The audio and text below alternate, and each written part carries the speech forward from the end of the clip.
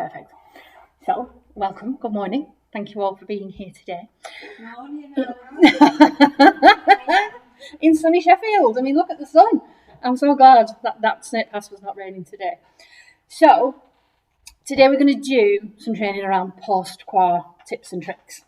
And basically, it's around the wellbeing plans. And the aim of this is to maybe just look at how we can increase those scores on those wellbeing plan audits. Yeah? Can we just explain? I do audits every month, so mainly it's Andy that gets the results of those, and then he can instruct you on things that I've noted when I do the audits, what might be missing, or what's incorrect, or any improvements. Yes, perfect. So, this is not going to work for me, is it? Let's try it this way. There we go. Quick housekeeping. As far as I'm aware, you've no planned fire drills today. Today. 2 o'clock. We'll be finished by 2 o'clock, so that's absolutely fine. If the fire alarm does sound, just make your way to the assembly point and deal with it how you need to deal with it. For phones, can we put them on silent? If you've got to take a call, it's fine. Just nip out, and that's not a problem. And we will take a comfort break halfway through, just so you can get a drink and do what you need to do. So the aim of today, like I said, it's to improve your understanding of what we look at in the quality and assurance review. I will refer to it from now on as the QAR, because quality and assurance review, when you say it a lot, gets a bit of a tongue twister. So I will call it the QAR from now on in. Okay, and it's to aim to kind of improve the standard of wellbeing plans and those scores that come from that QAR. So to do that, we're going to develop your understanding of what we look at in the QAR, so it'll give you those tools you need to get those better scores. We're going to have a look at how we can use a standardised approach to QL. That will make everybody's lives that have been playing in QL for hours and hours and hours. And I found the simplest way that we can put these wellbeing plans on that will save you time and make things a lot more cohesive for your audits and things like that. And then we're going to touch on language just at the very end, and it is just a touch because there is a new procedure being brought out for that. So it's just a touch on it. So, who are Service Development Team and what do we do? Service Development Team, we deliver a service that focuses on continuous improvement, and it's based on the methodology of change for colleagues within INW, and we do it through conducting the QAR. And the aim of the QAR is to identify risks, and that's risk for the company, it's risks for the service, and it's risk for your customers. And in doing that, then we can make those improvements to make a better service for our customers in the long run. Our team consists of our fearless leader. Isn't that a lovely picture? Me and Debbie are proper catfishing on these pictures, by the way. Right, me and Debbie. Lisa's honest. Me and Debbie are like all done up and dolled up. So our fearless leader, Debbie. Debbie's been with the organisation over 15 years. I know, you should get less for murder. I tell her this all the time. And what Debbie doesn't know about housing, what Debbie doesn't know about great places, it's not worth knowing. And Debbie's the one that has created this audit review, and she's the one that's developed the questions around the audit review. And we have the lovely Lisa Hutton. It's Lisa with a horse. So Lisa is the data officer. So Lisa is the one that conducts the review, the audit. So she's the one that does the deep dive into the system, and she's the one that answers all the questions within the audit review. And you'll probably have seen Lisa, or you will see Lisa coming around, and she'll be trying to do observations. We know that's not always possible with the customer and client group that we've got, but she will always ask, and she'll be coming and checking hard copy files, checking what's in your cleaning cupboard so that we're compliant with health and safety. So she'll generally spends about 2 days on site. She tries not to be too intrusive. Yeah, so they will be starting up again in May, so this is why we're doing this now, so that you're prepared and we can start to kind of make those little bits of changes. And then you've got me, told you, catfishing. So I've been with company now 6 years. I've been at Great Places 6 years. It's just amazing. They've kept me this long, put up with me this long. My background is in training and support. So I've done what you guys do. I've done it at Castlecroft. I've done it at Bluebell Court. So I have done it for Great Places as well. And I've also done it in the community for Great Places. So I have done that support, and I do know the pitfalls that comes with the job roles that you guys have to do. And my job is to follow Lisa. So when Lisa's done the QAR, It goes to managers. Managers then create an action plan, and my job is to follow that action plan and offer any training and support to follow that action plan. We good with that? Go. So, what do we look at in the quality assurance review? So these are the questions. These are the 4 topics that we look at on the QAR. Okay. So you've got ad hoc contact updates with the customer are recorded within the relevant section of the wellbeing plan and contain only value information. You've got your wellbeing sessions are completed on and recorded on the system in line with service requirements and procedures to support an increase in independence. That the wellbeing sessions are robust and the actions or tasks are smart and linked to the framework, and that evidence of your actions is being achieved within agreed timescales and records updated where they haven't been achieved and what additional support is required. We're going to look at them each individually, so I don't think I'm going to expect you to just roll with that and go. Okay. So the first one, the ad hoc contact updates with the customer are recorded within, this is quite a mouthful, this one, I'll be honest with you. Ad hoc contacts with the customer are recorded within relevant section of the wellbeing plan and contain only value information. Right. So this one here, this is about your welfare. Okay. Did you know there is an action code in the case, in the wellbeing case on QL to put on when someone goes out of welfare? So in QL, in your wellbeing case, did you know there was an action that you can put on when someone's gone out of their welfare agreement? So when someone's, the first instances of them being outside of that welfare agreement. Outside of the welfare agreement. So if you've got someone that you've not seen for, say their agreement is 24 hours and you've not seen them in that 24 hours, did you know in the first instant there's an action to put on your case? There's one IW, I think it might be 10 case contact or something like that. I don't know if it's the right one. I'll click on that one. Customer contact. Oh, it's 13. 13. Yeah, because the reason I knew how to use it was because it has that thing about welfare agreement. Yeah. So I think we have used it. Yeah. And this is your first instance. So, you know, you've got your prolific people that will dip out of welfare that you don't see for a while, and then you've got to chase them down. And you'll have those people that are quite regular at avoiding. Yeah. In that first instance, when you're all chasing them, if you use this code to record it within your wellbeing plan, not only does that show evidence of them doing that, but it also shows you guys which is the quickest way to contact them. You can go in the last one and which was the quickest way we got hold of them. And then if you can't get hold of them, that's when you would close it and open your safeguarding. You put in closing to open a safeguarding. But this should be that kind of first instance. And if you're going off shift and somebody else is coming on, yeah, then they can continue in that action. Can I stop you? Yes. So, we've had situations, obviously, somebody's gone out of time, we can't get hold of them, or they don't want to talk to us for whatever reason. We've done all our admissions, flat check, next of kin, and then last resort called the police. Would we raise a safeguarding at that point, or would it be until we have contact back from the police? And if they can't find them, then we put it on as a safeguarding, and then log everything we've done. So I would probably say at the point where you are ringing the police, that's possibly when we should be opening a safeguarding. If it's got to the point where you can't find them and you're having to go to the police, then that's at the point where it's getting into quite a serious nature. So that's when you'd probably want to put on there, closing this as ringing the police and opening a safeguarding. And I would probably at that point then open a safeguarding. The reason I raise it is because 9 times out of 10 we call the police, and then if we then started opening the safeguarding, by the time we'd even got to the first couple of lines, the police had probably run back and said, yeah, they've answered us. Yeah. But again, then you could just complete that safeguarding case, yeah. And again, what that shows is it shows the evidence of how many times you're having to open a safeguarding concern because this person is going missing. And all it does, it just gives you all of that evidence for you to take to your contracts officer if you need to have those conversations with the customer to say, look at how many times we've had to kind of hunt you down to make sure that you are safe. Hunt you down maybe is not the best term, but sometimes it is a bit like... what was that Annika Rice show? Where she had to jump in a helicopter and run around. It's a bit like that, trying to find him, isn't it? Yeah. So, is it Finding Annika? I can't remember what it was now, but Challenge Annika, yeah. and you're having to hunt them down everywhere. And then you've got that evidence to say to them, listen, it doesn't need to be at this stage. We can, if you just literally answer our calls, pop us a text, I'm well, I'm alive, I'm okay.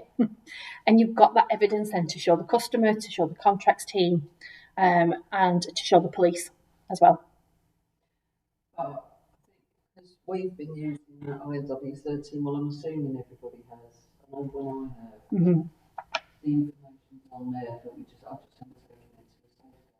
Yeah, and if that's the thing, if you've got somebody that is prolific and you know they're prolific, then does it necessarily need that safeguarding? If you've got that genuine concern for somebody that is missing, you know, it is your professional judgment and it's your knowledge of that customer.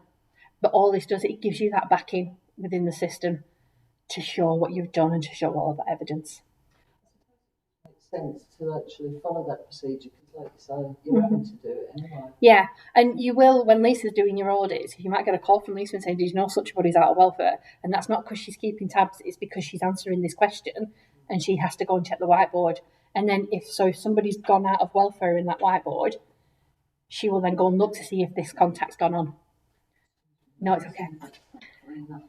Yeah, so it works together. Does that make sense? Yeah? Is ONW13 just for that?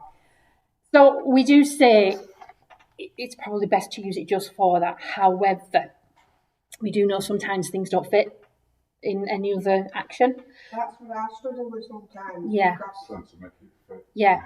So what? You know, sometimes it's certain things that don't fit in either box. So I'll be honest, I've used that. But I haven't used it for that. I've used it when I've just had some sort of contact. So what I would say is if you can fit it into one of the other actions, please try and do that. However, if it doesn't, delete this from the action comment.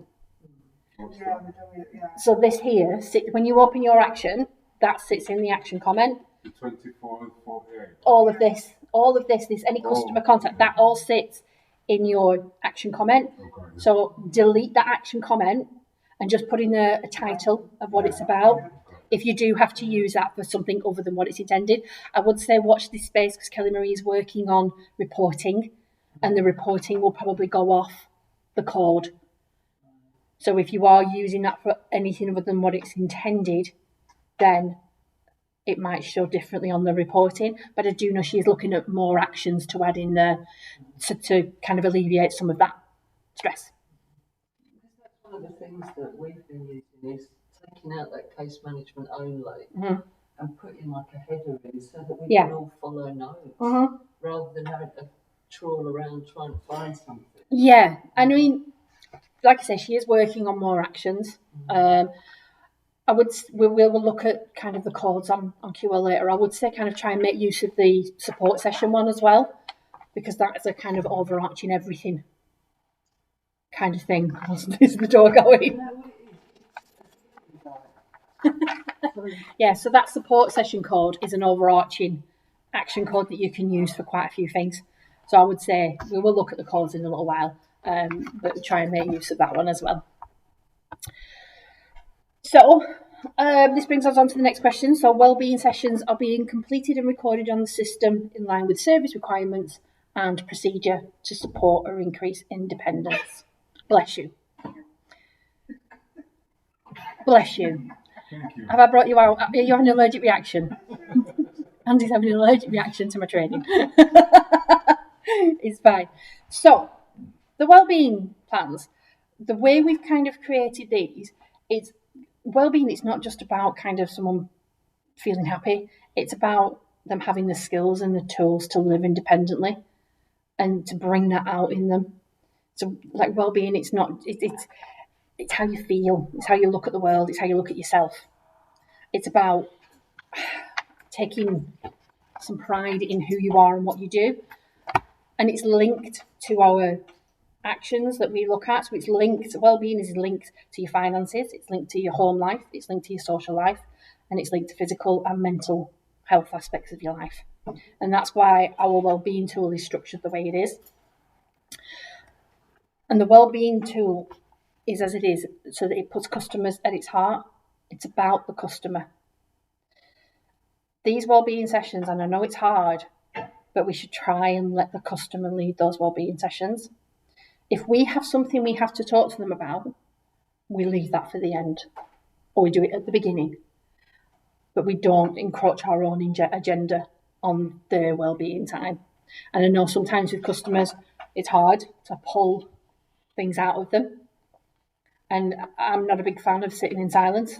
It's something that I really struggle with. But sometimes having that confidence, I can imagine, Helen, you're quite good at kind of sitting in someone's silence and letting them think and come to their own decisions. I can imagine Helen's quite good at that, whereas me, I'm like... But giving the customers the time and space they need to come up with their ideas and what they want to do with their life is that's why we do the wellbeing plan the way we do it. I don't. I always go into a wellbeing session with an agenda about what I need to discuss, but for them. So what you're saying now is perhaps giving them the title of my agenda and letting them roll with it. Yeah, maybe. So when I've done wellbeing plans before, I've had the wellbeing plan open in front of me with the actions that we've been working on and used it as a prompt, almost. Yeah, using it as a prompt. Like, right, we need to follow up on this. Yeah. It's not sort of like just primarily, I want to talk about Yeah. this. Yeah. It's right. Yeah, it is things, actions. Yeah. They are actual actions. But, and that's right, because checking in on where they're at with their actions, that's what it's all about, that wellbeing plan. And if you can sit and let them kind of come to you a little bit in that wellbeing session, you might find there's other things, and they might open up about different areas of things they want to investigate, and that kind of opens up a new avenue of things you can do with them. And I do know sometimes it is. I've worked with customers that are very driven, and they come to the sessions, and I had a young chap who'd come with a folder, and he'd be like, "I want to do this, and this today." Brilliant, that's fine. And another young chap that I sat there, I go, "So, how are you?" "Fine."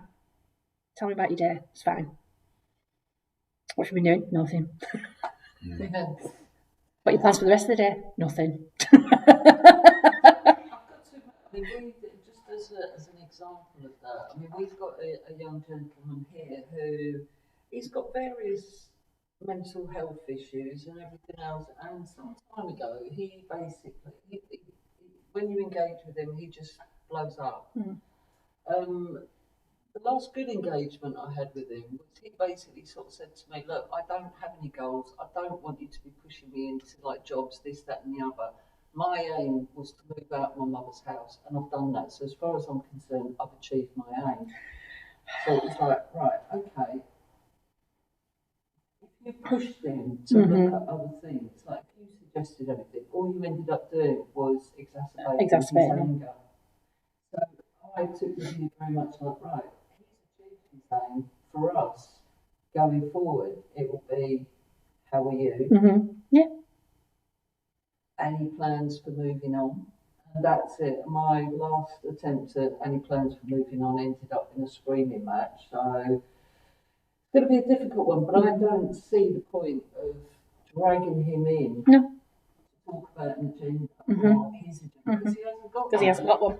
And you know something, sometimes, his sessions, it could be a game of pool. Let's have a game of pool. Let's not sit down and try and come up with your agenda. To be left alone. Do you want to go out to your fancy game of pool? Should we go for a walk?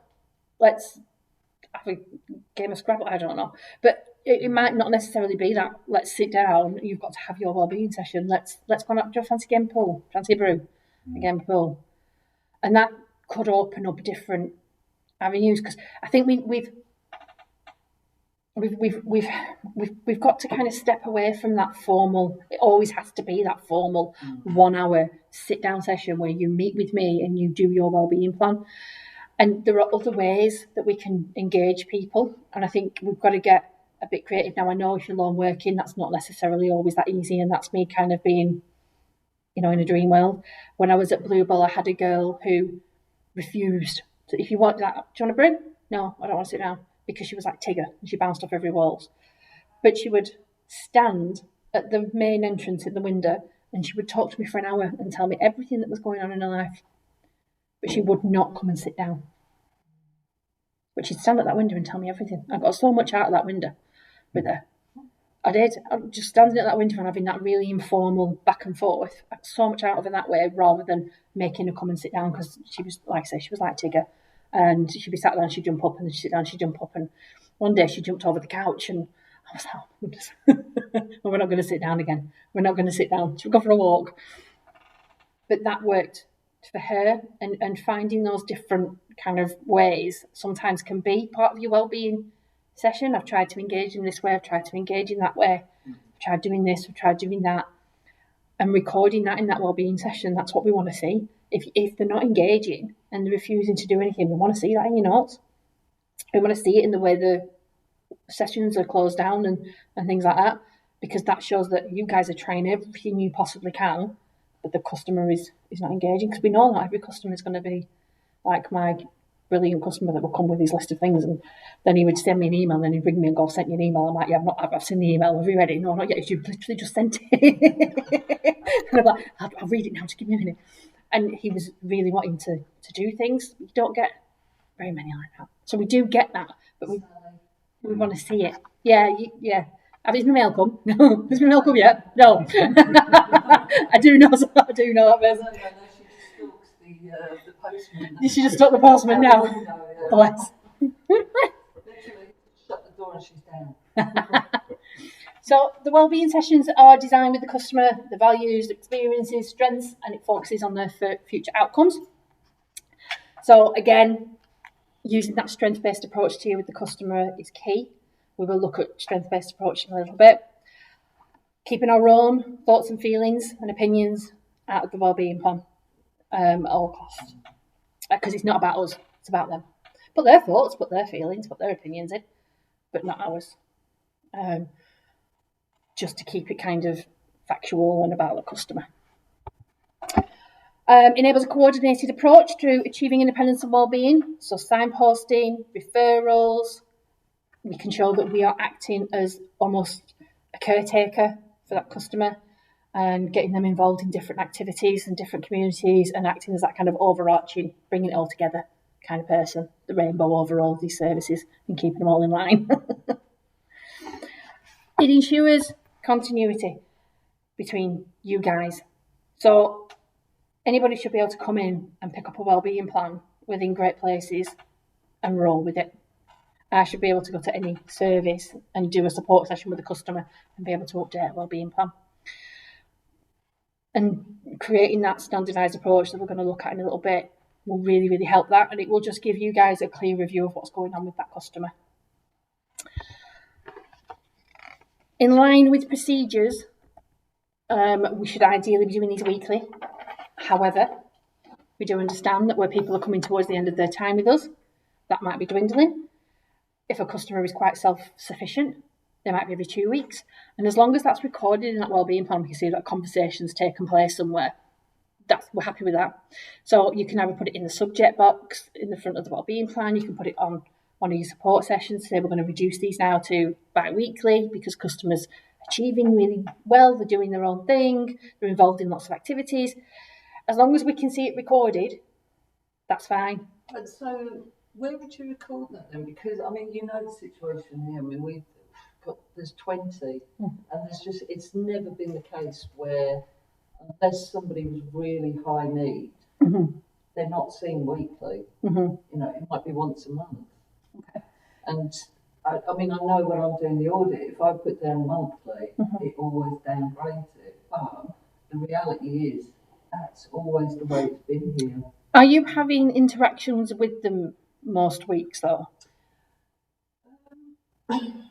We have conversations, and it's about. But it could be just seen outside, and we've always worked on the principle. Like, if you just have a 2-minute conversation with someone on their way out, if they tell you anything of any value or whatever, you can put that down as contact. Yeah. So I would put, if you're having. It doesn't always have, like I say, it doesn't always have to be that 1 hour. I mean, once a month, 1 hour, sit down, formal session, that's great. You would want to see that. But those other interactions could be a 20-minute conversation in the hallway. how are you getting on with this? How are you getting on with that? Do you need any help? And then just come back and record that, had a conversation, this is where they're up to, this is what they're doing, they're getting on fine with their actions, nothing to update at this time. And if you're putting that in, it shows that you are. Those support sessions don't always have to be a formal 1 hour sit down. Those smaller conversations that you have with your customers, like I say, I've worked in places where I've got more from having a conversation in the hallway than I've got with them sat across from me, because sometimes they don't like that and you won't get much from them, but they'll chat to me in the hallway.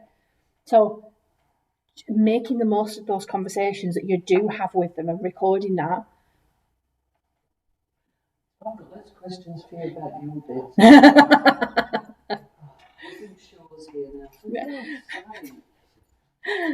This is the thing with service, with coming service. I get it. Service comes first. So, where was I? I've gone too far. Are we kind of happy with why we do the wellbeing sessions the way we do them? Why we kind of, although we do say weekly, we do understand that people are different, and you've got to respond to the customer. It is about the customer. It's their plan, it's their journey, it's their life. It's, if the customer only wants bi-weekly appointments, then as long as that's recorded, we know. And as long as we know what to look for. Yeah? Cool. Right. So, wellbeing sessions are robust, and actions and tasks are smart and linked to the framework. I'm going to split this into two because it's quite a chunky little thing, this one. This is quite a chunky question. So your wellbeing sessions are robust. What we're looking for here is that strength-based approach. What do we mean by strength-based?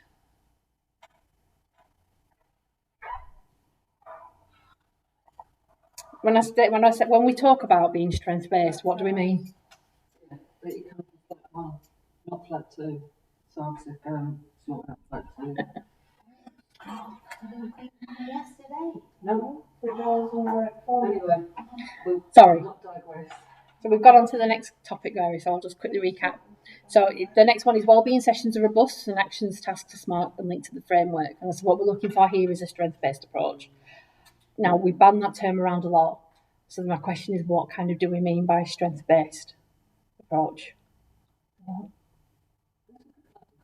It is. Well, I mean, because again, going back to the audits, when I'm like trying to do that approach, I mean, I know what the specific thing was, how it's going to be measured. Sometimes is a difficult one, but I go on the fact that it's looking at this is what is needed for that person based on that conversation with them, so it's coming from them. And that's we talk about it, don't we, a lot? Talk about being strength-based. Great Places talk about being strength-based a lot. But then the question is, have we actually explained what we mean by strength-based? Because I remember when I first heard it and they're talking about asset-based and strength-based, and I'm just like, what do you mean asset-based? And then they changed it to strength-based, and I'm like, I kind of get that. Is that customer focused? Yeah, and it's about focusing on them and what they're good at and what they enjoy. Trying to get that out of them sometimes, it is difficult, but when we find that and focusing on that is kind of the way we can broach other things with them. So focusing on what they're good at rather than what's bad. Bringing that conversation when it starts to steer off into a really negative tone, trying to bring it back into the positive. So, this is bad and this is bad and this is bad. Okay, so what would you do differently next time? What did you learn from that you won't do again? Oh, well, I learned this. So next time, and bringing it back into it. Okay, so it was bad, but you learned something, and finding that kind of positive from it. Not again. I get it. We're in here every day, same 20 customers every day, same problems every day. You sit with them, you sort a problem, came back the next day, they've absolutely blown that fix out the window, and you've got to redo it all again. I've been there, I've done it. I get it, but we have to kind of try and start each day as if it's kind of right, we're going to start again. I worked with the young lady in Blackpool, and I can't tell you how many times we set up a payment plan with Amiga Loans and how many times she failed to pay it. So I'd be sat outside in my car before I would go into a flat going, Amiga Loans, because I knew I would walk in and have to reset up this payment plan for Amiga loans because she kept defaulting on the payment plan. So I'd be sat in my car, good night, rubbing my ears and woosahing in the car before I went into a flat, because I knew exactly what was waiting for me when I walked in that flat. And it was the same issue we'd sorted out every week. Every week I've been to see her, because she kept defaulting on the payments. But it was because she wasn't being honest with herself and what she had coming in and going out. And each time we would revise her budget, and each time she'd leave something else off, and each time we discovered a new thing. And so although that kind of kept failing, it brought other things that we helped to sort, that we worked together to sort out, and eventually it did make her better off. So it had to kind of fail to bring it back around to the forefront, but it did kind of work. Your strength-based is holistic, it's multidisciplinary. The NHS are using it, your care agencies are using it, and the Care Act 2014 actually puts a strength-based approach at the centre of somebody's assessment. And the aim is to focus on what's strong rather than what is wrong. And that's actually in the Care Act 2014, is to focus on what is strong rather than what is wrong. It means that strengths and talents are identified and the customer can learn and grow. And in the great words of, I love this, in the great words of Albert Einstein, everybody is a genius, but if you judge a fish by its ability to climb a tree, it will live its whole life believing it's stupid. So what I'm good at is I'm good at typing. I'm a really quick little typer. I could do data entry all day long. I cannot for the life of me draw a stick figure. So somebody that's artistic and I'm more analytical, what they're good at amazes me, completely and utterly astounds me, because I'm like, oh my God, that's so good. I had a young man once tried to teach me how to draw a face. It did not go well. He got very frustrated in me because I am bad at drawing. And he's like, oh my gosh, Alison, why are you this bad? And I was like, I don't know. But that was his wellbeing session that day. He tried to teach me how to draw a face because it was something he enjoyed. And he was teaching me something. And that session, he left laughing his head off because he thought it was the funniest thing that I actually could not draw this face that he was trying. And there was one eye up here and there was one down here and there was one off that way and the mouth went that way. And it was just horrendous. I would have once been known as Picasso, wouldn't I? But that was his passion and that was what he was good at. And so I just let him absolutely rip me to pieces in that session because he was really enjoying himself. And he came in a bad mood. He was in the right bad way. And he left in floods of hysterics. He went to the office, he went, you want to see the state of what she's just drawn? And he was in the office. And that kind of turned him around that day. So although we actually didn't get what you would call a lot of work done, he went away feeling a lot brighter in that day. And then he came to his next session and we actually did some bits and bobs that we needed to do. So it was swings and roundabouts.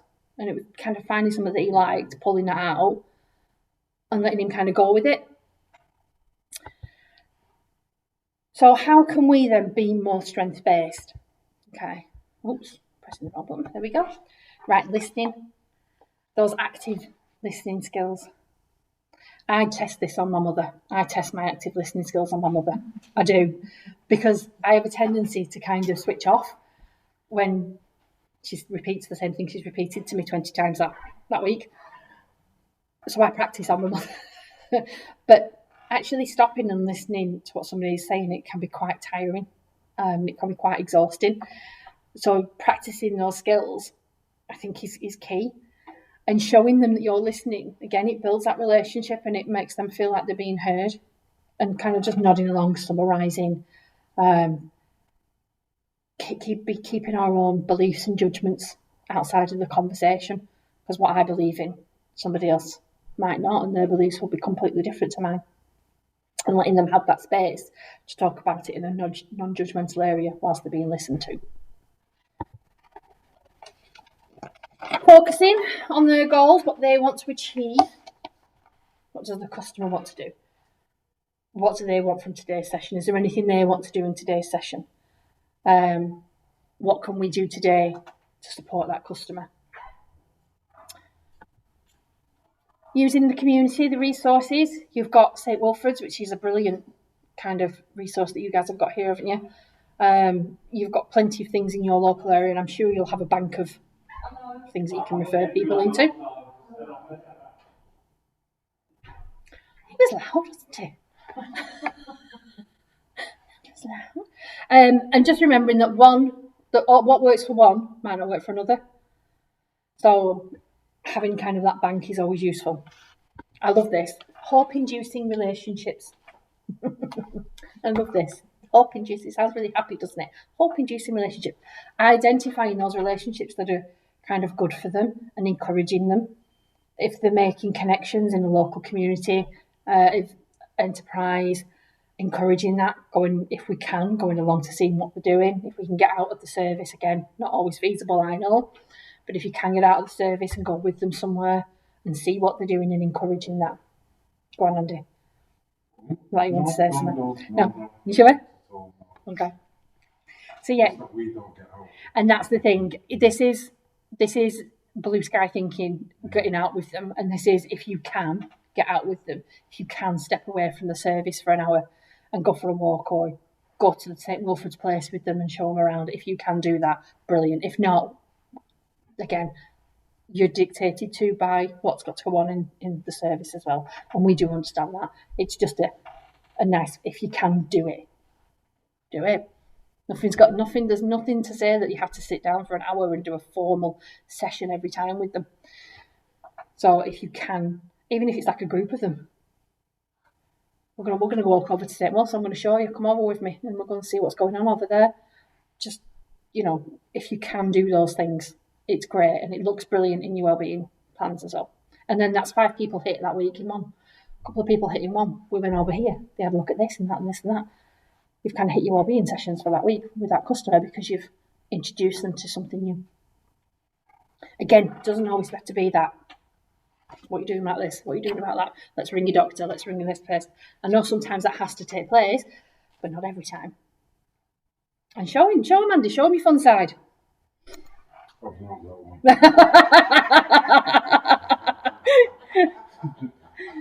And Andy, listen, get him in and do a gym session. Bring your weights, do a gym. You could do a gym session in here. Get some yoga on the telly. You could do some yoga, some breathing. Helen, some yoga. But you've got this massive, amazing space in here. You could do all sorts. Sorry, that's my phone buzzing in my bag. It's on silent. It's just vibrating. So please ignore it. But you've got your ping pong table, your pool table. Set up a tournament. Get them down. Let's have a giggle. It doesn't always have to be seriousness and stress and what's wrong with the world, what's right with the world. Let's have some fun. Let's make it happy. It is getting them down. I know, because is the employment coach still coming over doing the cooking and things? She was doing some slow cookers sessions, weren't she, and things. So that's a brilliant way for them to interact. Well, it was a case of, she didn't do no sessions per se. What she did is she bribed them with a slow cooker. Or a deep fryer if they attended certain sessions. And that's brilliant. And that's them engaging. Come in and sit in on the session and see what they're talking about and have conversations with them if you can sit in on the session. And again, the conversations that you have with them during that session might be different to what you're having you sit down on. She didn't see another soul after they got the slogan and none of them came back down. I was just thinking of all the sessions we put on in December. Engagement. Yeah, I know. I did a few sessions at IPP and Ellen Court with women around empowerment, and it was called Stronger Than You Think. So it was about body image and all those things. And I put on a lot of food. Let's just say I went shopping all the time with all of this food, and I tipped up with all this food, and I got, oh, food's here, and that's how I got them down. I fed them all. But without the food, I don't think I probably wouldn't have got them to engage. But if we can do those, you've got this massive space here. It's brilliant. Make use of it. And then finally, empowering our customers' choice. We've got to let them make their own choices. We've got to let them make their own decisions. We've got to let them make their own mistakes. And that's hard, I know. But giving them the opportunity and a safe space to make those mistakes where they can learn from them and then move on, because that me and Andy were talking this morning, if some people that maybe have never had their own home, and giving them sometimes the opportunity to come in and make it what they want, it can go either way around, can't it? But if we give them some kind of tools, and that's good. I say empowering customers' choice is all about letting them know what choices are out there as well. Yes. Yeah. Giving them the information they need, an informed choice. Yeah. And it's about when it does, if it does fail, not judging that failure and saying, okay, that didn't work. What did we learn from that? Let's try this. Again, because it's empowering their choice. So you tried that one, you chose that one, you've tried that way. That's not necessarily gone the way you thought it would go. However, you've learned from that what to do next time. And again, it's that pulling that strength from that situation. Although the customer might see it as very negative, well, actually, what did you learn from that? And what can you then, how can you use that now to make your next choice? Yeah. And following, I'm going to test you now, following your Great Places guiding principles. We should all know our principles. Do we know our principles? Do we know?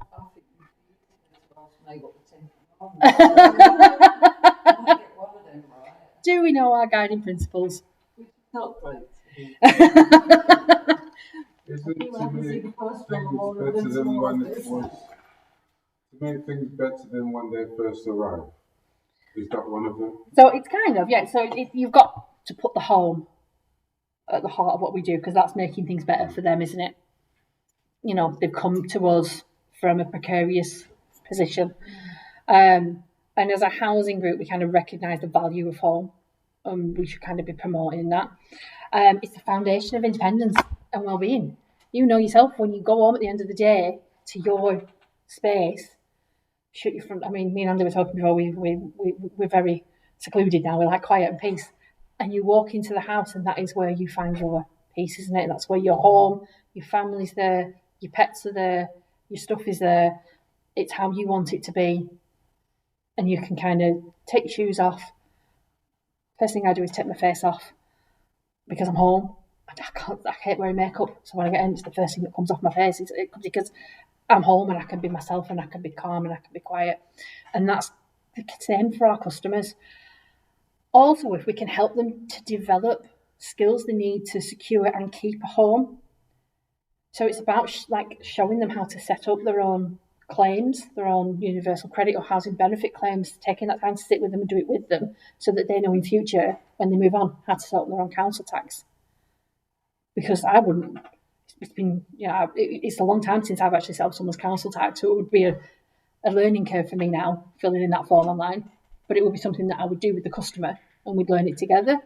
And then if we can, helping them with practical skills, cleaning, cooking, managing finances, and even, if we can, a little bit of DIY. Many people now don't know how to change a fuse or a plug because people just go out and buy a new appliance. It's cheaper to buy a new appliance than to change the fuse. Buy a new plug. Changing a light bulb. It astounds many people how to change. I've worked with young people and they're sat in darkness and it's like, well, why don't you change the light bulb? I don't know how to do it. You'd be surprised now at how many young people don't have those practical skills that we probably take for granted. Cooking an egg. I mean, I remember, what was her name that did the cookbook with the egg? How to boil an egg. Yeah, that one. Yeah, teaching, and there was a cookbook for students back in the 90s? 90s, how to boil an egg. Because again, these were skills that were commonplace for our parents and our grandparents, but for the young generation.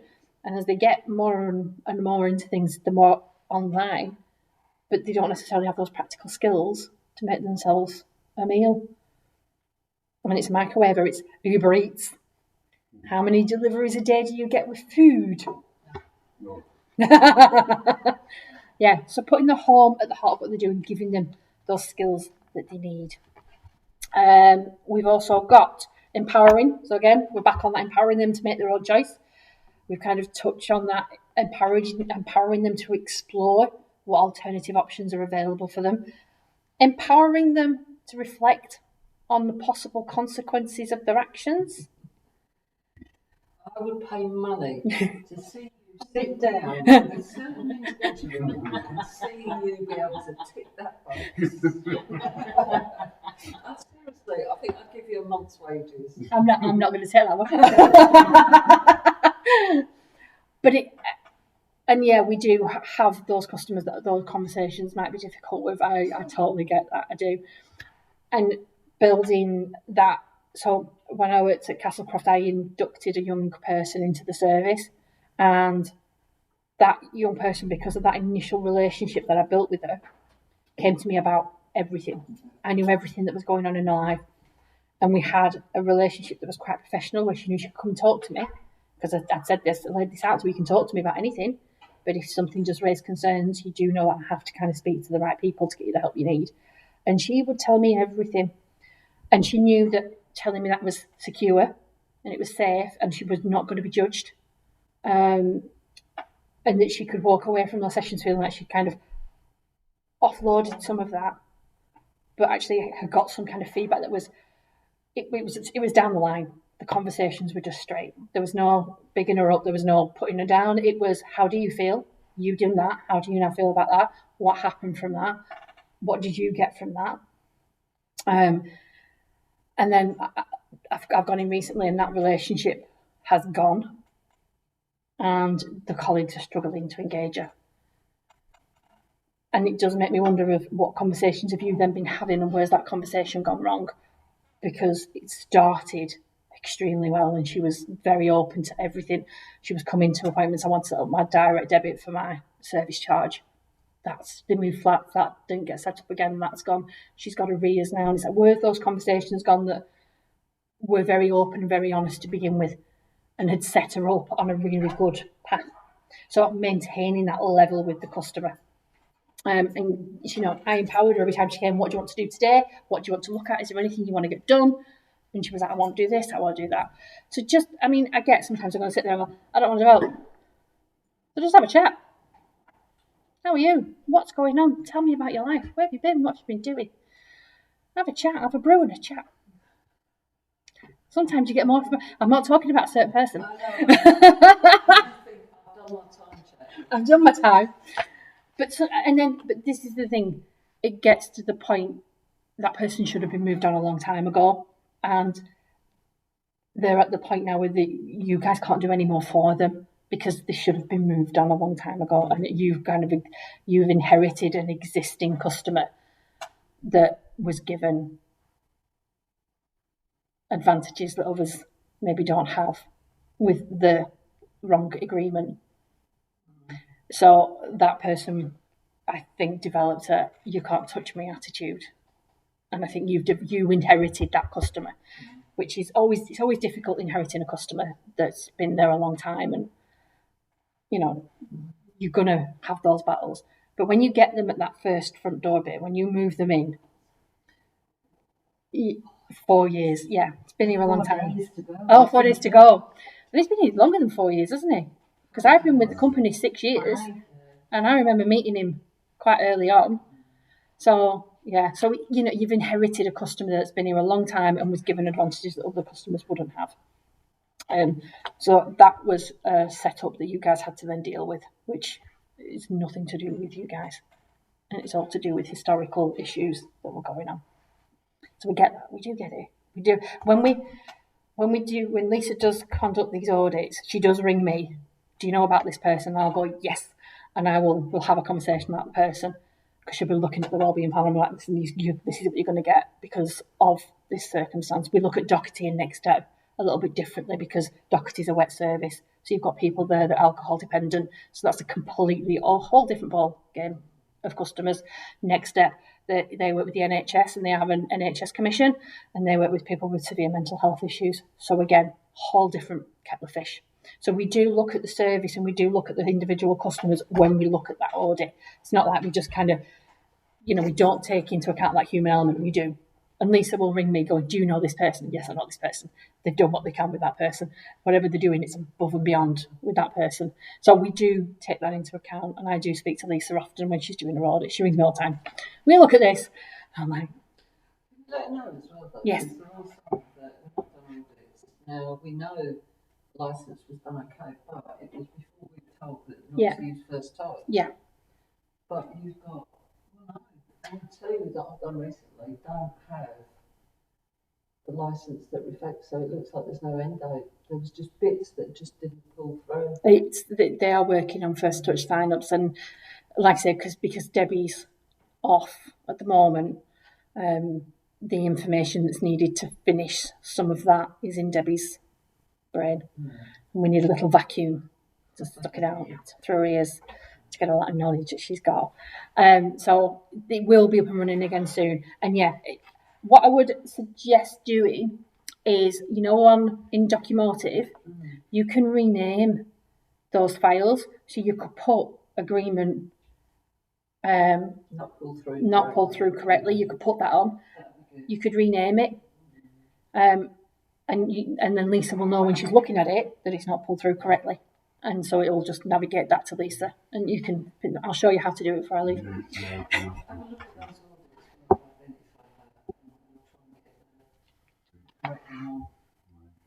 Yeah. So we don't focus to weakness to play to strengths. We've kind of touched on that here, haven't we? Helping our customers to recognise their own strengths and capabilities and build on them. Seeing our customers as individuals with a story to tell rather than simply people that need our support. They've had a life before they've come to us. We've got to recognise that they might have just fallen upon a bad patch and they just need our support to get back on track. But actually everything else they can manage. And, if our wellbeing plans are just about getting them then moved on, then that's what you do. You have your home action open, and every time you meet with them, how are you getting on? How many practices have you been on? Do you need any help?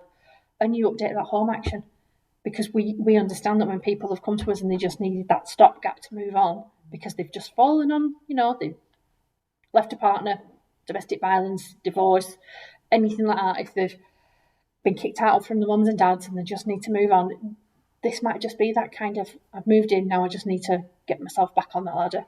So again, just as long as that's recorded and we know about that, that's absolutely fine. Can I just throw another question?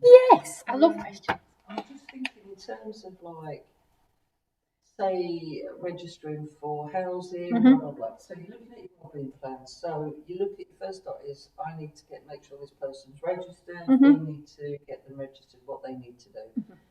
So you can do an action point for INW home registration on Property Shop. Yeah. And then record all the steps that have been taken, and then when they're registered, that's it completed. And then you would put one on to bid. That's what I was going to say. So, but the bid one, leave it open. Yeah. Give yourself, extend that target date and leave it open. Close until they move out. Yeah. And then in there, you can, every week, you can say, what have you bid on this week? How, I don't know when they come out in Sheffield, but your properties are on. Have you bid? Thursdays. Is it Thursday? Yeah. So you could, Friday morning, did you bid? How are you getting on? What did you bid on? How many have you bid on this week? What number are you at? Because they've given you a ranking, don't they? And then you can just put on, such body has bid for this many properties. They're at this ranking at the moment. They're going to keep bidding. And then you should keep updating. And that will show that you've done that.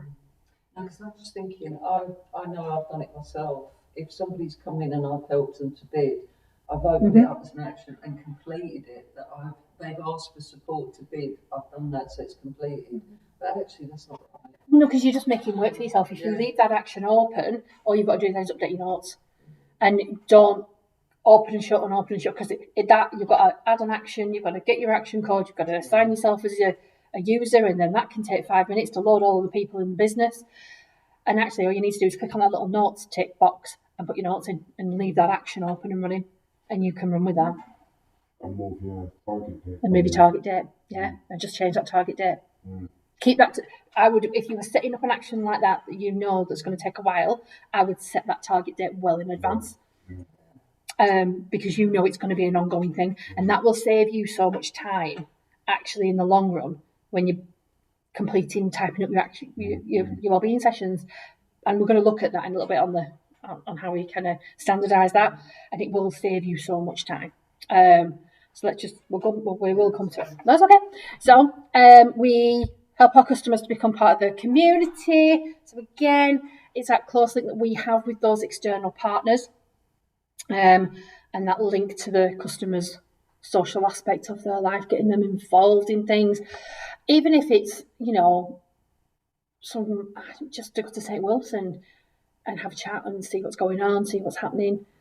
Again, I was saying before, if you can go over to St Wilfrid with a couple of them at a time, that's a wellbeing session for those however many people you've taken over that day.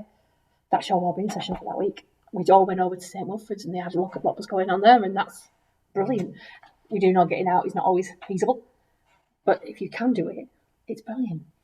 And involving those partners, bringing them in. The more partners that we involve with our customer, the actual less work you guys will have to do. And all you will act as then is an overseer, and you'll check in how you getting on with such a body, what have you been doing with them? You can update their notes. How are you getting on with this person? What have you been doing with them? You can update the notes. And you're taking off that time that you have to sit on hold with Eon or British Gas, because they've got that external partner. And then when they move on from us, they've got all those support networks in place. So we're giving them the tools to go and live independently because they know who to go to when they need that help. And they're not all of a sudden floundering on their own when they've moved on from us. Yeah, there's not that many. There's not a lot of freebies, and a lot of the time, things like shelter aren't interested unless they've actually got a tendency to move onto. Right. So we really do struggle unless they're prepared to pay for it, and it's only really the ones we pick that get that support.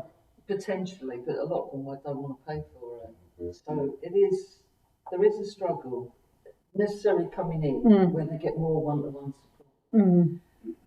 And also time. Yeah. You can get somebody to actually accept a referral. Yeah. It can take 6 months before they even rock up. So, yeah. And then I'm thinking of the council, like we did with Pete. We got the council prevention of homelessness. And after 6 months he gave up. Yeah. Really. Which is understandable. Yeah. Well, yeah. And that's the thing. If you've got the partners to involve them. And again, if you haven't, I'm not sure what's out and about in Sheffield. It's been a long time since I have looked. Very slim. Yeah. Very slim. Your community investment team did have a spreadsheet with lots of local agencies. Have they still got that? Yeah, I was sent one that it was part of the Manchester one, but we've kind of set up our own. Yeah. Like as we've been out and about talking to people or bringing around research and stuff. Yeah. So we've kind of got that going there. Yeah. But things do change all the yes, time. So funding. It's coming in. I know the Lancashire at the minute, they're devolving the funding. So it's not going to be governmental, it's going to be local government. And I think that's happening in more and more areas. Yeah. So there will be more and more different funding pockets coming into play. So just, it will change every 2 years because that's how long they give these funded projects to get it off the ground, and then they decide it's 2 years, it's not worth it anymore, and then they get rid of it. So every 2 years you're probably going to have new companies, new things on offer. Yearly, 6 weeks, 6 weekly. Yeah, and that's the thing. Yeah, yes. So you think you've got a new service, but it's not same service. Been taken over, yeah. Someone else has been commissioned to deliver it. Yeah. And then finally, I'm sure you've all heard this one. We do with, not for. Doing the things with them, it gives them that kind of opportunity to learn. So I get when people first come to us making their own calls. Telephone calls might not be at a point where they're at in their lives. They might not be able to kind of handle that phone call at that point. But if you sit with them and put it on speakerphone, you're doing it with them. So they are present and they're hearing what's going on. Young person at Castlecroft, again, same person that had his face drawing thing, was having a real quite severe mental episode. So I was trying to get through to his GP and had the phone on speaker. and he was holding my arm. I had hand marks where he was holding my arm, and he gets some panic attacks. I was like, you don't have to speak. I've just put it on speaker so you can hear what I'm saying and what the doctor's saying. And I had a conversation with the doctor, and the doctor was asking me questions. I was asking the customer questions. The customer was whispering his answers back to me, and then I was relaying that back to the doctor because he was in such a bad state. He was having such a panic attack about having to speak on the phone. That was the only way we kind of got through that conversation. He was like gripping my arm all the way through it. He kept putting his head down and deep breathing to try and get himself out of this panic that he was having about having to talk on the phone about his mental health. But we got there, and I did it with him. And then the next time he had a telephone appointment with the doctor, he spoke. He sat next to me and he spoke. He said a few words, not very many, but a few words. And I was like, oh, goodness, I've got a whirlwind. And then the next time he spoke a bit more. And the next thing I know, he's having video appointments with his GP. And it took a couple of sessions to get in there, but in the end, he was able to have those videos, conversations, because this was during COVID, so he was able to have those video calls with his GP. It took time. Like yesterday, what you did with 19. This guy, his mental health motivation goes in the toilet. Yeah. But he had no money. So Andy supported him by going with him, Mm-hmm. and it was doing it. Yep. Exactly. That's brilliant. But I think going forward, he's always going to need someone to do it with him, mm-hmm. to motivate him to actually do it. I think he has such up and down periods. Yeah. And that's all we can ask for, isn't it? That we do it with them. And if you've wrote in your notes that you went with him, that's what we want to see. We want to see that you went with him somewhere and helped him, because that's doing it with them. And I do sometimes think when you've got these appointments to go to, having a professional with them, it changes the way they're spoken to almost.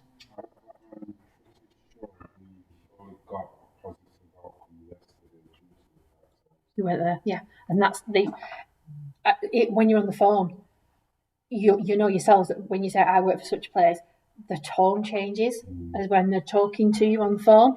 And I always say to the customers that I work with, kill them with kindness. I'm always very sweet on the phone with the job centre. I'm like, hello, how are you? Thank you very much for talking to me. Kill them with kindness, because they can't get frustrated and they can't hang up on you if you kill them with that kindness. And I think sometimes having us there to do it with them and be that I'm the professional as well as you. We're both professionals here. Let's have some professional courtesy. I'm trying to support this customer. I think sometimes that gets that customer further than it would be if that customer just tried to ring on their own. And I do think that doing it with them, it's empowering for the customer, because then they can see actually how to speak to somebody like that, the tone to have with somebody like that. Instead of screaming at them down the phone, I want my money. Actually, this has happened, and keeping that nice level tone and being very polite with them on the phone will get them a lot further, and they'll learn that eventually. Not always. I mean, I've been a customer myself, ringing up and screaming at BT, but because I'm frustrated. We do get it, but I think sometimes having that professional person on the line with them will get them further. It's just pure sarcasm.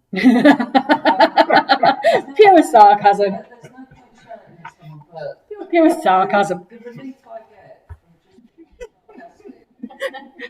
Oh, Andy. Hearing them go. That's my frustration dealt with. Oh dear. Yeah. Right, I'm going to stop talking. You've got to know. We're going to do a little bitty activity now. You can do this as a group if you want.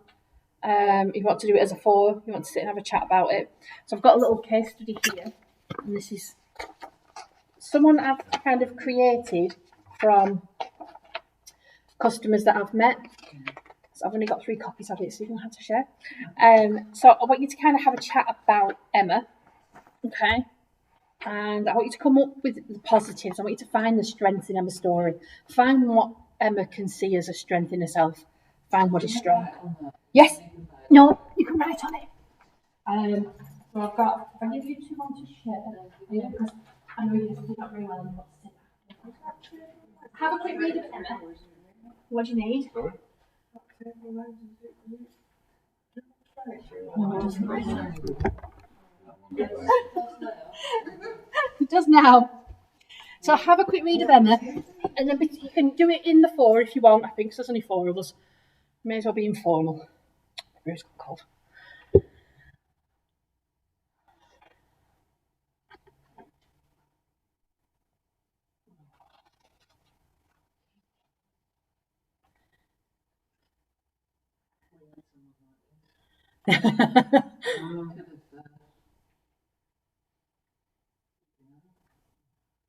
Like I say, I've taken these stories from people I've met and I've kind of combined a few of the details.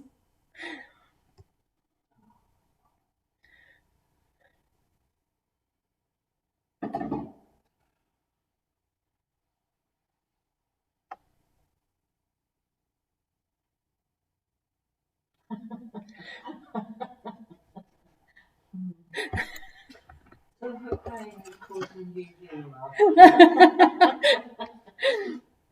Oh, dear. Never know why you're laughing. Yeah. Paragraph 5.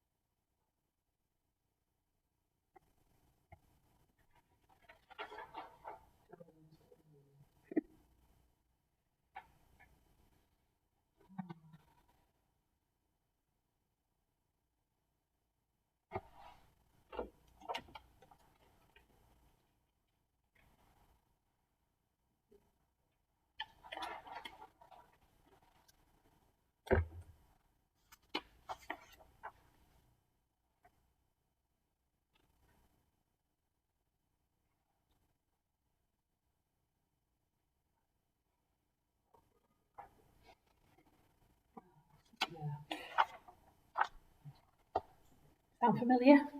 Oh, is it? Yeah. It's that sinking feeling when serious? No. Right, sorry. Have a little chat amongst yourselves and just try and pick out some of the strengths.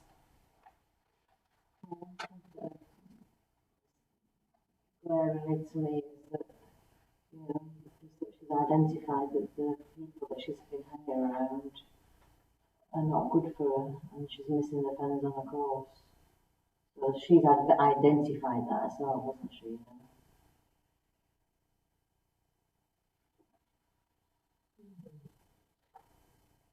For me as well, it's reached out to the GP, but also the fact that she did actually try to reach out to the lecturer or the tutor about grievances. Do you know what I mean? So her strength is that she will take action. And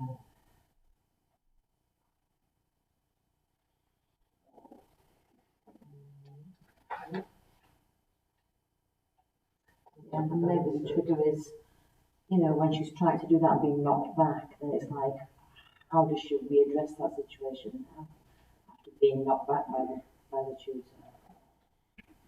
This is a pre-contemplation form with regards to cannabis use.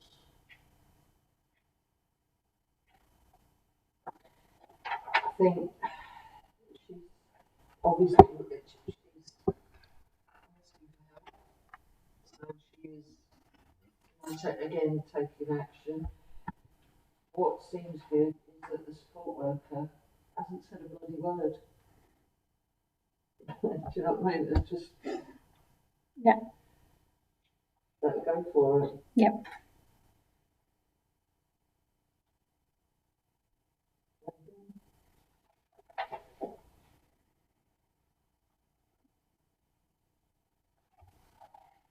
She's reached out to a GP as well, so she's identified a mental state.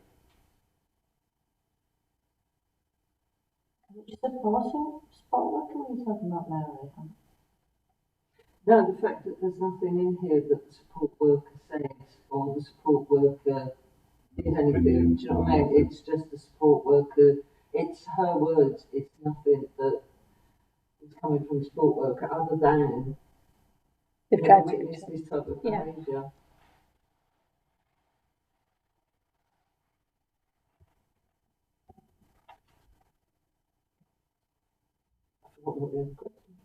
So it was just to identify some strengths from that, and I think you've kind of identified quite a few amongst yourselves there. So some of the ones I kind of had from the scenario was yes, yeah. So I've got on here she liked college. She liked college friends. She identified they were hope-inducing relationships because they were positive and that environment was hope-inducing. She's always paid her rent. She's no arrears. She's been a good tenant, really, up until a certain point. You, the officer in this question, in this scenario, it's clear they've built a really good working relationship with Emma because they've never seen this type of negative behaviour from Emma. And as soon as they've kind of got in face-to-face contact with Emma, Emma's just gone, let me talk to you. Because there's that working relationship between them. And Emma's kind of, as soon as Emma saw this officer, they've opened up about everything that's going on. And sometimes that can be kind of, like you say, the officer's not even said a word. They just stood there and Emma opened the door and started crying and came out with all these things. Picked up on, she realises those problems with the current friendship group and she's been proactive in seeking her own support by going, like you said, to the GP for her mental health and her cannabis use. There's lots of positives in Emma's kind of journey. And I think we kind of overlook that she's been through a very life-changing experience with transitioning genders. And to be able to kind of do that and go to college and maintain all of that, you can see where things have kind of tippled for her a little bit. It's just gone awry, and it wouldn't take that much really to get her back to where she needed to be originally, where she was originally. So there's lots and lots of strengths with Emma. I did make it that way, but it's still a story that actually everyone in this room related to as their customer. So it is someone that you've kind of all been witness to. So and it just shows actually letting Emma come and kind of go, there was so much that we got from Emma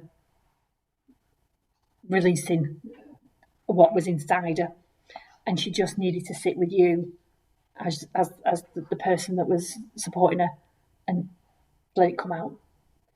And sometimes just being that non-judgmental support and providing that environment where they feel safe to be able to come and talk to you, and they know they're not going to get judged for the cannabis, they're not going to get judged for hanging around with these wrong people, but they're actually going to have someone that can help them put a plan in place to get back to where they want to be. You've built that relationship, and you do build those relationships. And I do think the work within INW is something that is not celebrated. You guys don't shout about what you do, it's daily bread and butter. And some of the, because we come in and we talk about the people that are causing problems. Do we ever talk about the people that are doing really well?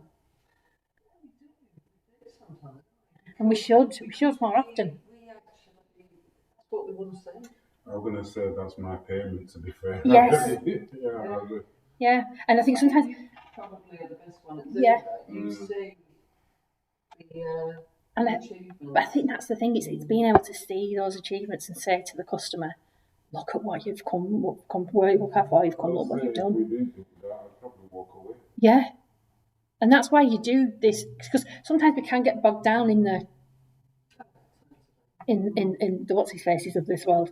We can get bogged down in that, and I think we've got to, for our own sanity, find those positives within our customers and remind ourselves sometimes. When I was doing family support in Manchester, we used to come together once a month on a Friday, and we'd sit in a circle, and we would pour everything in that had gone wrong all that month. Everything that was negative, we'd just pour it in the circle. And we'd try and help each other with these things that had not worked out the way that we thought they would. Any negative interactions we'd have with customers, we'd pour it into this circle. And we'd talk about it. But then we'd kind of go, right, okay, that's done. It's Friday. What went good? what are we celebrating this month? And we always try to end that Friday. And I know, again, that's that blue sky thinking, but it was something we all put a lot of effort into getting back to the office on a Friday afternoon to sit in this circle. Because you're out and about, and sometimes you're on your own, actually coming together as a team and saying, you'll never guess what happened to me this week. I got chased to my car by a random man in McDonald's and he nearly killed me. That happened to me in Manchester. Grabbed my coffee and I ran, and he chased me to my car screaming at me. Absolutely happened to me. I got around the corner and I rang my boss and I was like, she's like, what's happened? I was like, he threatened to kill me, chased me to my car. So I grabbed my coffee and I ran. She went, did you not leave the coffee? I went, no, I need my coffee. Grabbed my coffee and I ran.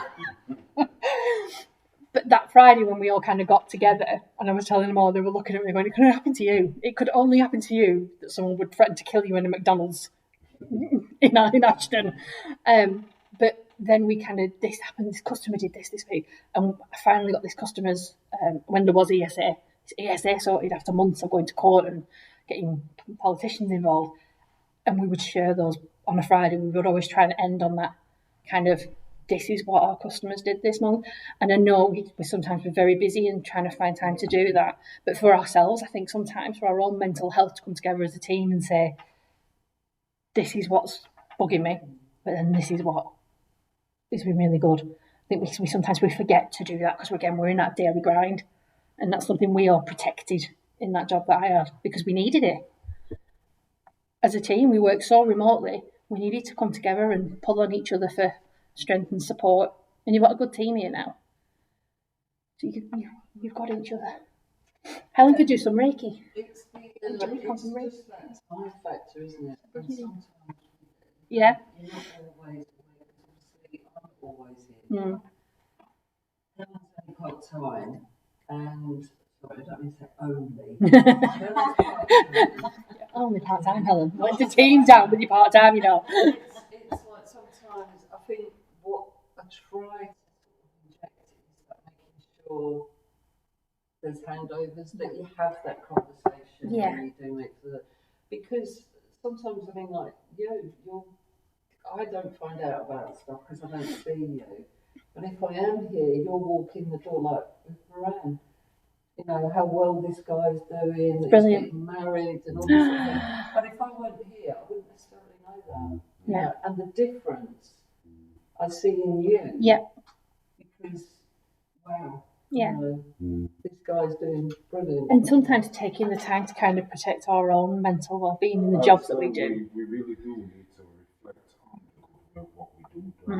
Because over this last couple of years or so, there's been pressure, there's been stress. We've been in trenches, however, we've overcome and we've got a good amount of good positive results. People have moved on, they're all happy. Yeah. Think back to Amy, think back to... yeah. I just think... I mean, how well Hyman did when he was here, and even I learned a little bit of, me and Aaron had our own little way of communicating. He would always wave at me and he'd ask me for his mail. And those little, and they might just seem like little wins. But we've got to celebrate them. We have had a lot of them. Good. But because of the crap, yes, we tend to forget. And that's the thing. And shout at the computer because of the system. Listen, I tell everyone this is a new colour. It's called Aryan Grey. I'm going for a new style. Aryan Grey. Tell everyone because I'm a super user and I live in the system. But yeah, I think we get in our services, because I've been in services and I've been every day, same customers. You're chasing customers around for rent and for issues. And taking the time as a team sometimes to kind of celebrate the wins and shout about them on home, because we don't see it. We see neighbourhoods putting on posh new builds that people are moving into, and we see the work lads putting on big jobs that they've done. IMW very rarely post positive things. It's your bread and butter, it's what you do every day. I ain't got time, because I know when I had to do that thing over Christmas, so much of my time trying to get something that looked positive and blah, blah, blah and everything else. If I had to do that every month... Oh, no, not every month. No. I'm just saying, no. But if you think about it, there are like even Wayne, his story. Yeah. Oh, yeah. You know, there are Fantastic story. people that maybe they're not perfect. No, but no, one no, of them it was that's the perfect. reality of life. Of course it Nobody's is. got a perfect life. No. But there's been achievements. Yeah, I mean However people small. I remember the young chap that moved in, and he got a job somewhere far away. He was playing pool. I remember he was always playing pool, and he got a really good job offer somewhere quite far away, and he moved no. You know, I know you were talking about Yeah. he actually couldn't do that job because he had another breakdown. Oh, did he? But then I've been in touch with his mum who runs a stall at the rural market, and he only went into crisis for a month, and then he went out and was able to start the job again and start the flat again. Perfect. So there you go. Yeah, I remember that young man because I remember coming in. He was playing pool and he was saying, "I've got a job and I'm moving down wherever," and he was dead positive about it. But again, that shows that actually his resilience to come out of that crisis and then go back to it. That's amazing. Yeah, he was an amazing story. We had little to do with him achieving those things from my memory. So that all came from him. So this. Have you ever thought that having this secure place as his stopgap enabled him then to focus, and that even though necessarily you didn't have much to do with that, actually yes you did, because you gave him a secure and stable environment in which he could then take those steps forward. And sometimes this is what these services are supposed to do. It's supposed to give them that stable environment to then be able to go and woof out into the world. Yeah, and even if it's just once every couple of months we put something on, I do think we don't, and we're all guilty of it in IW because we do it every day, and we come in and it's what we do, but we definitely don't shout about what we do enough. We're gonna have a quick break because I need to stop talking for a minute. Do you want 10 minutes? Yeah. 10 minutes, is that all right? Come back at 1:45. Yeah, will you have enough time